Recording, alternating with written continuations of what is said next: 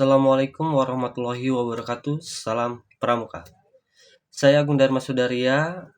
Di sini saya dari Universitas Terbuka yang dimana program studi pendidikan guru sekolah dasar yang akan menjelaskan dan melakukan observasi ke suatu sekolah, yaitu sekolah SD Tebu Surul Karim, yang dimana saya akan melakukan observasi tentang literasi karakter dan kepramukaan. Nanti saya akan melakukan pengucapan Trisatya dan Dasadharma bebarengan dengan para peserta didik yang akan diikuti oleh mereka dari pengucapan Trisatya dan Dasadharma. Sekaligus saya akan memaparkan beberapa materi tentang Trisatya dan Dasadharma melalui pendekatan ataupun deep learning.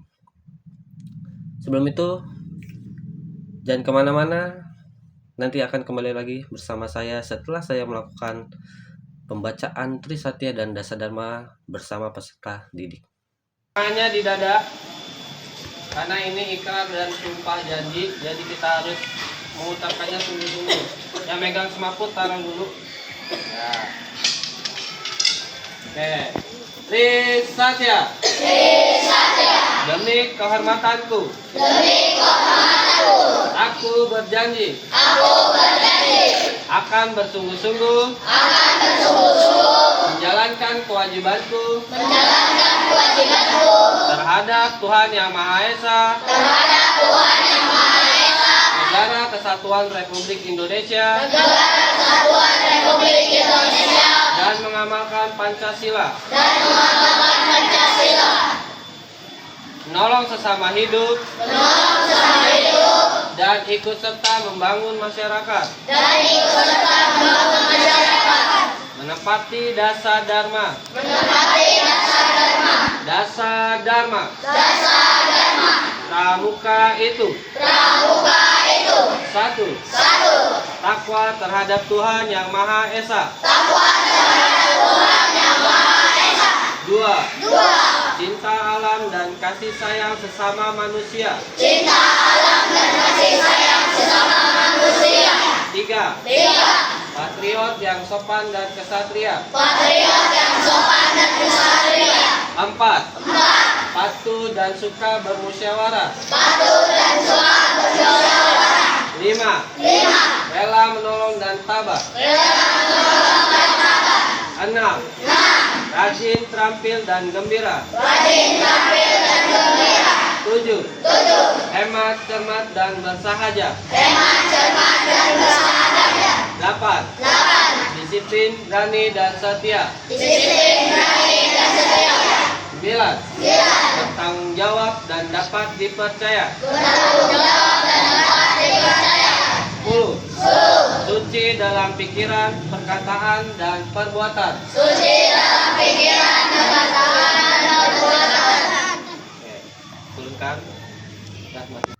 Baik, di sini di video selanjutnya saya akan menjelaskan 3 kasus karakter pada anak, yang dimana kasus ini sering terjadi di sekolah dasar SD Tebu Surul Karim, yaitu salah satunya yaitu kurangnya disiplin.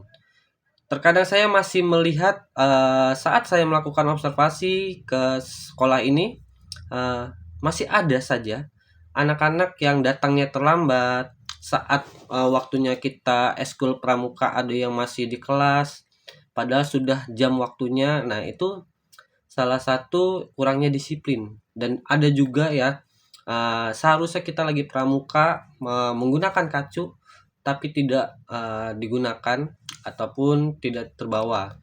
Lalu yang kedua yaitu kurangnya empati terhadap sesama dan kurangnya empati juga terhadap alam. Ya, karena di sini di sekolah SD Tebu Surul Karim sudah diterapkan, yaitu pertama harus bisa membantu temannya saat sedang kesusahan. Tapi ada saja beberapa peserta didik yang masih saja melihat temannya ya masih ditinggalkan, tidak dibantu. Lalu juga saat seharusnya buang sampah ini kepada tempatnya, masih buang ke sembarang tempat. Nah, ini sangat kita patut khawatiri karena rasa empati ini harus segera ditumbuhkan supaya kita bisa menjaga silaturahmi dan menjaga alam dengan baik. Lalu yang ketiga, perilaku agresif ya, di mana anak-anak masih suka berkelakuan yang kurang baik terhadap temannya, terhadap guru, ataupun terhadap alam yang masih saja sering terjadi. Kalau di sini di sekolah SD Tebu Surau Karim, alhamdulillah saya sudah melihat-lihat, saya sudah mengamati untuk sifat agresif ini hampir tidak ada. Walaupun ada beberapa saja, tapi benar-benar hampir banget kurang terlihat oleh saya. Jadi di sekolah ini masih aman saja, tapi ini benar-benar harus kita hindari sifat agresif ini. Lalu analisis dampak untuk anak dan lingkungan, yaitu kurangnya disiplin, dampaknya bagi anak prestasi belajar menurun, terus mengalami kesulitan.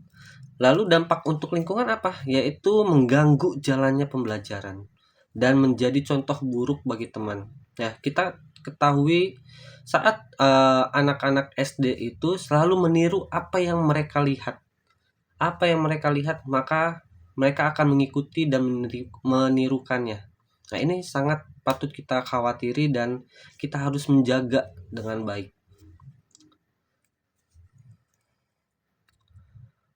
Lalu yang kedua, rendahnya empati. Dampaknya bagi anak yaitu kesulitan memiliki teman. Karena empati itu semakin kita kurang melakukan pendekatan terhadap teman, pasti teman itu akan menjauh. Lalu dampaknya bagi lingkungan apa? Menurunnya keharmonisan kelas. Yang tadinya kelas bisa saja harmonis, tapi karena kurangnya teman dan empati, sehingga terjadilah banyak kerusuhan atau kekacauan ya, gitu.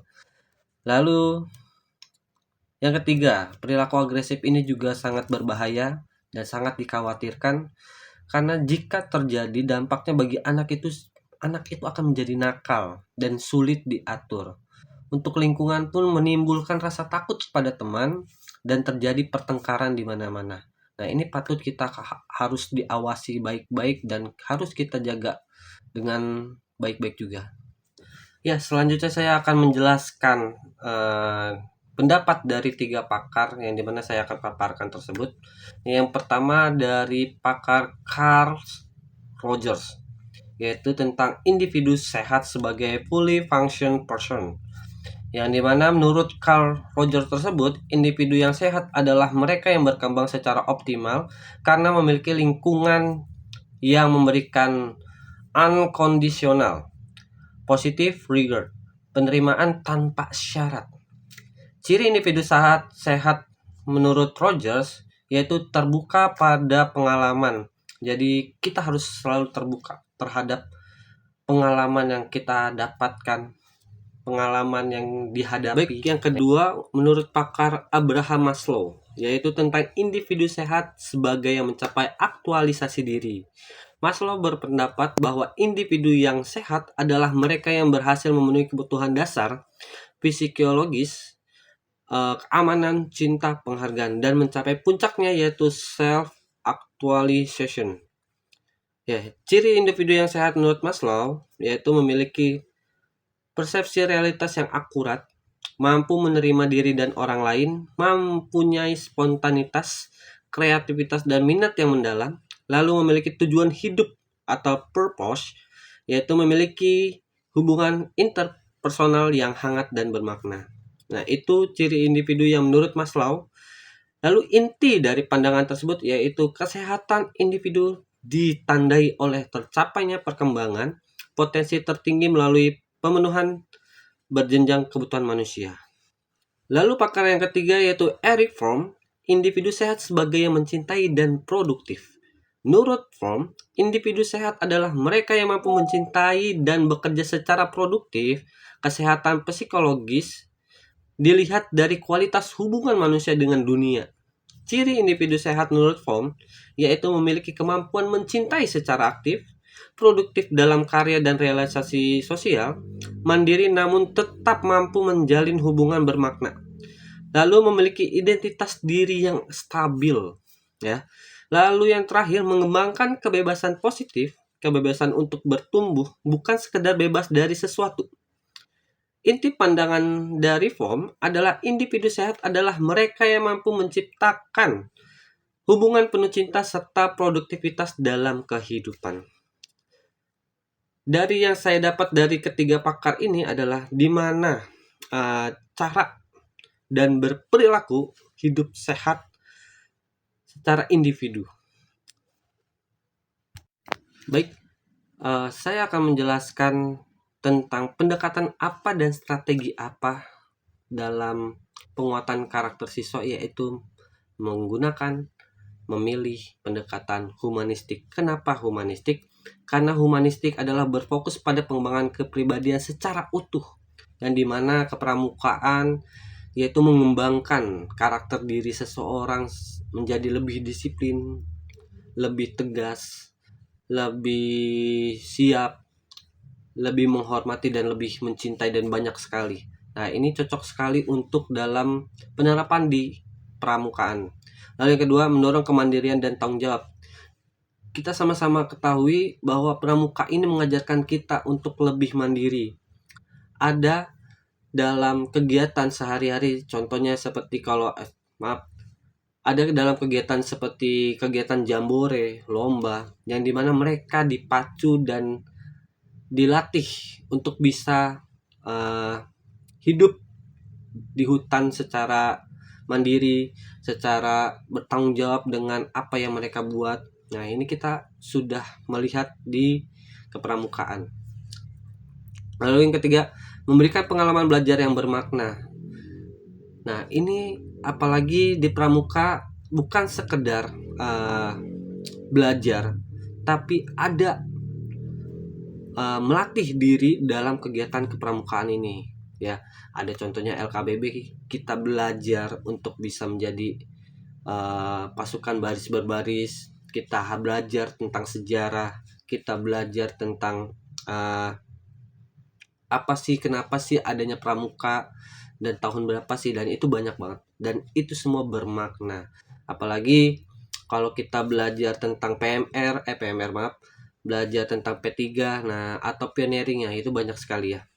Oke, baik, video berikutnya yaitu tentang anti korupsi. Strategi apa sih yang saya punya? Yaitu saya pertama mendisiplinkan waktu. Karena jika ada seseorang anak yang telat, nah itu dia sudah korupsi, yang dimana ya seharusnya kita masuk jam 7, dia masuknya jam 7.15. Nah, itu saya akan menerapkan dan mencegah dan memberitahu supaya peserta didik tersebut tidak melakukan kesalahan yang sama dan ataupun diulangi kembali. Lalu yang kedua yaitu menulis secara tepat saat guru menulis di papan tulis dan murid pun mengikuti. Nah, ini saya menerapkan bahwasanya. Lalu yang kedua, saya menumbuhkan budaya kelas transparan, yang dimana apapun kita harus jujur, apapun kita harus terbuka, apapun kita harus berani berbicara, walaupun itu pahit, walaupun itu buruk, kita harus bisa terbuka, transparan, dan jujur, ya. Jadi anak-anak selalu saya terapkan, kalau ada hal-hal yang kalian tutupi, silakan terbuka, silakan cerita. Jika ada kesalahan temannya ataupun misalnya tertinggal tulisannya, bisa langsung laporkan ke saya. Nah, itu saya selalu menerapkan transparansi terhadap kegiatan belajar membelajar. Saya juga membuat kesepakatan kelas, yang dimana kesepakatan ini harus dipatuhi oleh harus dipatuhi oleh peserta didik, yang dimana kesepakatan ini kita sudah sepakati dengan pihak orang tua, peserta didik, para guru, yang dimana pertama ada kesepakatan jika menaruh sepatu di tempatnya, jika ada yang tidak maka akan kena hukuman ataupun